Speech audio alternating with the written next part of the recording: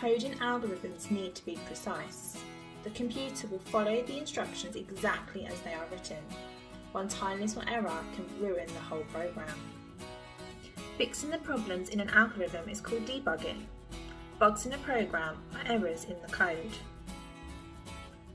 This could be an incorrect command or the command's out of sequence. Let's look at some code in Scratch. I want the cat to move to the tree and then meow when it gets there. I'm going to press go and see what happens. The cat is meowing too soon. There must be a bug in my code. I need to think about how far the cat needs to move before meowing.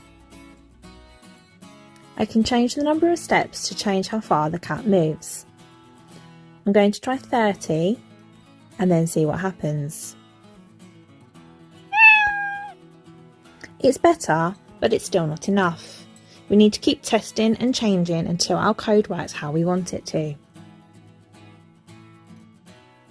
Let's try 150 steps this time because it still had quite a long way to go.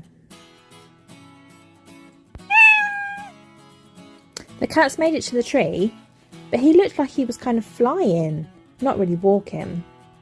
I wonder if I can use the wait command to make the steps look more realistic. Head over to scratch.mit.edu to have a go yourself. Remember, keep trying and fixing your bugs until the program works how you want it to.